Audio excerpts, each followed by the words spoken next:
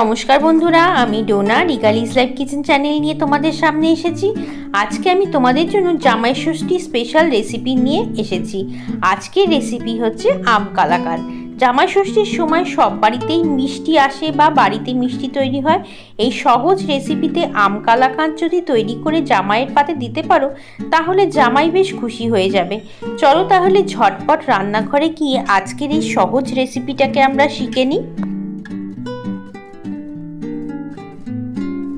আম কালাকাঁদ তৈরি করতে খুব সামান্য পরিমাণে জিনিস লাগবে। দেখো, এখানে দুটো পাকা আমের পাল্প তৈরি করে নিয়েছি, 500 গ্রাম ছানা রয়েছে।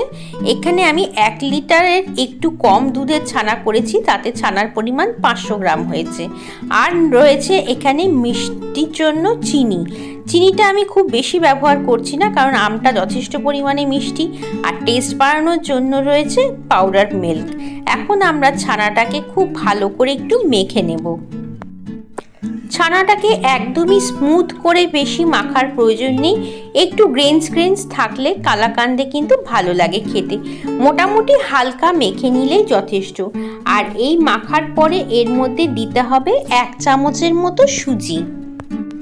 আম কালাকাঁদ খুব সহজ তৈরি করা, একেবারেই বেশি সময় লাগে না, আর খেতেও দুর্দান্ত হয়। এর থেকে বেশি আমি ছানাটা আগেই মাখবো না, এর মধ্যে এখন আমি সুজি দেব। তবে সুজির পরিমাণ কিন্তু খুবই কম, 1 চামচের মতো সুজি দিলেই যথেষ্ট। সুজিটা অ্যাড করার পরে ছানার সাথে একটু ভালো করে মেখে নেব, যাতে সুজি আর ছানা একেবারেই ভালো করে মাখা হয়ে যায়।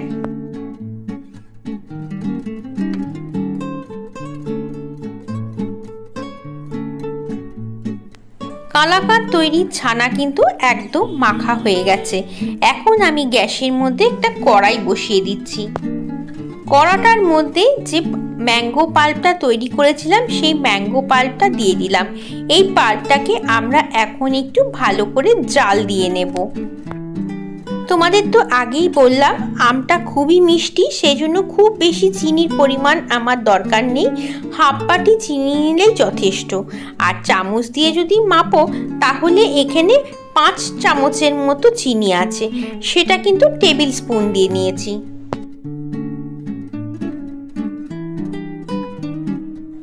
আমটাকে আমি 2 থেকে 3 মিনিট ধরে একটু জাল দিয়ে নিলাম। এখন চিনিটাকে অ্যাড করে দিচ্ছি।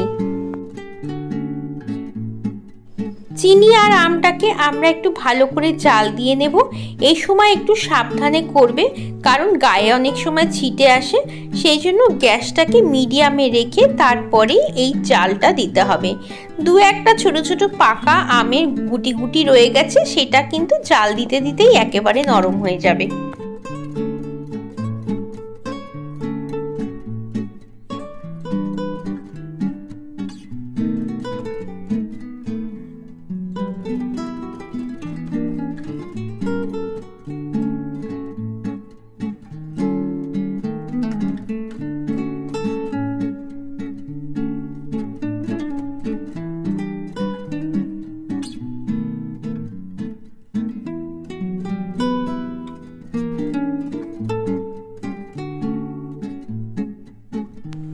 আম আর চিনিটাকে খুব ভালো করে জাল দিয়ে নিয়েছি। আর অবশ্যই গ্যাসের ফ্লেম কিন্তু মিডিয়াম টু স্লোতে রাখবে, না হলে তলা থেকে ধরে যাওয়ার সম্ভাবনা থাকবে। এর থেকে বেশি আমি জাল দেব না, কারণ ছানাটা দিয়েও এর সাথে পাক দিতে হবে।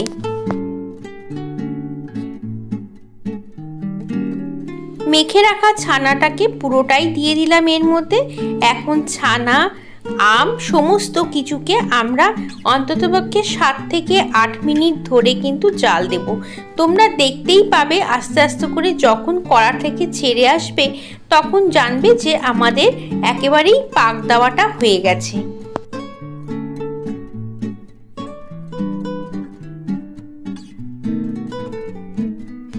এখন আমি গ্যাসের ফ্লেমটাকে একটু বাড়িয়ে দিয়েছি আর ছানাটাকে খুব ভালো করে আমের সাথে মিশিয়ে দিচ্ছি। মিক্সির মধ্যে যে পাল্পটা রেডি করেছিলাম তার মধ্যে একটু সামান্য পরিমাণে দুধ দিয়ে আমি মিক্সিটাকে যে আমটা লেগেছিল সেই আমটা দিয়ে দিলাম।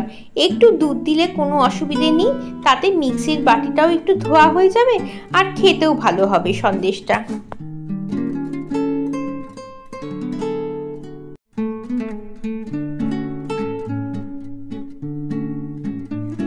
তোমরা চাইলে এই সময় এর মধ্যে কিছু ড্রাই ফ্রুটস অ্যাড করতে পারো, তবে আমি আর ড্রাই ফ্রুটস দিচ্ছি না।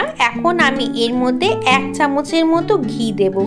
ঘি দেওয়াটা কিন্তু যার যার ব্যক্তিগত ব্যাপার। আর সন্দেশের টেস্ট বাড়ানোর জন্য আমি 1 প্যাকেট গুঁড়ো দুধ দিয়ে দিলাম। এই গুঁড়ো দুধটা দিলেই সন্দেশের টেস্ট দেখবে একেবারেই অন্যরকম হয়ে যাবে।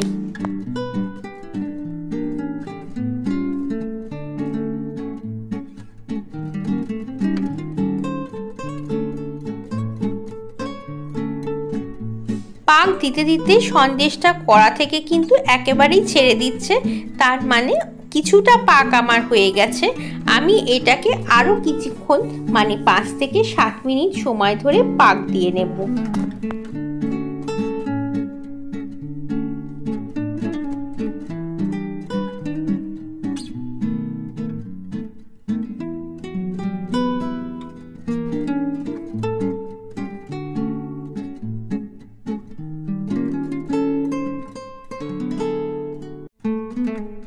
পাকা মিষ্টি আম দিয়ে এরকম মিষ্টি বানালে দারুণ লাগবে খেতে।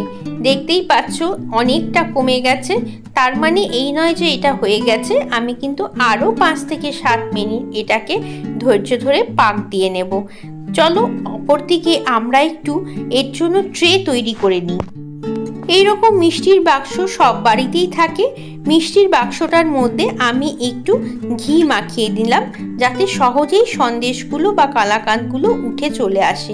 বক্সটাকে রেডি করে নিলাম। আর ওইদিকে কিন্তু গ্যাসের মধ্যে একেবারেই স্লো ফ্লেমে আমার সন্দেশটা পাক দেওয়া হচ্ছে। অপরদিকে এই ট্রেটাকেও আমি ঘি মাখিয়ে রেডি করে নিলাম।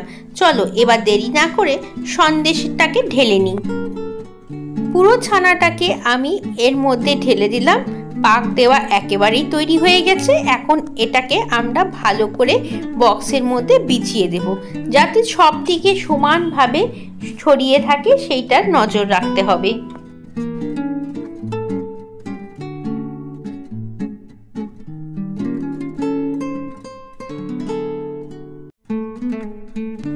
এখন আমরা খুন্তি দিয়ে ছানাটাকে খুব ভালো করে সব দিকে ছড়িয়ে দেব। এইভাবে করে আমরা এটাকে যথেষ্ট পরিমাণে ঠান্ডা করে নেব। যখন ঠান্ডা হয়ে যাবে তখন এটাকে আমরা 1 ঘন্টার জন্য ফ্রিজে রেখে দেব। তার ফলে আমরা যখন একটা প্লেটের মধ্যে ওপর করে কাটবো তখন সহজেই কাটা হয়ে যাবে। চলো বাকিটাকে আমি একটু হাত দিয়ে এটাকে সমান করে দিই।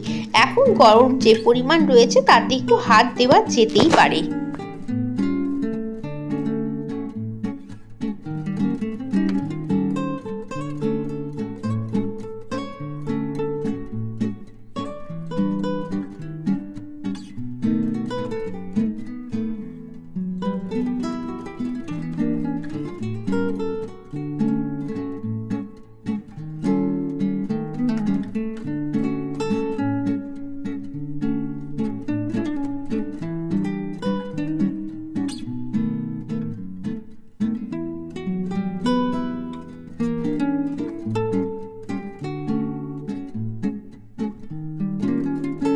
দেখো সব দিকে সমান করে দিয়ে দিয়েছি। চলো এবার এটাকে ঠান্ডা করে ফ্রিজে রেখে দিই।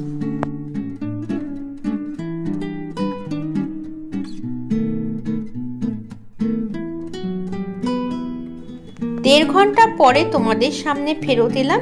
একেবারেই সেট হয়ে গেছে, খুব ভালো করে উঠেও গেছে বক্সের থেকে। এখন এটাকে আমরা চৌকো চৌকো করে মিষ্টির আকারে কেটে নেব। তোমাদের তো সন্দেশটা পাক দেওয়ার সময় বলেইছি, তোমরা চাইলে এর মধ্যে ড্রাই ফ্রুটসও অ্যাড করতে পারো। আমি আর ড্রাই ফ্রুটস দিলাম না। এখন আমি এটাকে চৌকো চৌকো করে কেটে নেব। তারপরে ওপর দিয়ে কিশমিশ দিয়ে দেব।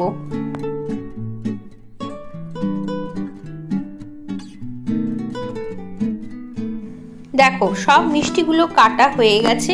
কি দেখে লোভ লাগছে তো? জামাই ষষ্ঠীর দিন ঝটপট করে এই রেসিপি ফলো করে আম কালাকাঁদ বানিয়েই ফেলো। চলো তাহলে এবার প্লেটের মধ্যে সাজিয়ে দিই। এই দেখো তৈরি হয়ে গেছে আম কালাকাঁদ। কি কেমন লাগলো রেসিপি? যদি ভালো লাগে তাহলে অবশ্যই জামাই ষষ্ঠীর দিন তৈরি করে জামাইয়ের পাতে দিও, আর পরে আমাকে কমেন্টের মাধ্যমে জানিও তোমাদের কেমন লাগলো আজকের রেসিপি। যদি ভালো লাগে অবশ্যই লাইক কমেন্ট শেয়ার করো। নতুন বন্ধু হয়ে থাকলে বা আজকেই যদি প্রথম চ্যানেলটা দেখে থাকো তাহলে অবশ্যই সাবস্ক্রাইব করে দিও। চলো আজকের মতো বিদায় নিচ্ছি, আবার আসবো অন্যদিন অন্য একটা সুন্দর কোনো রেসিপি নিয়ে। ততক্ষণ তোমরা সবাই ভালো থেকো এবং সবাইকে টাটা।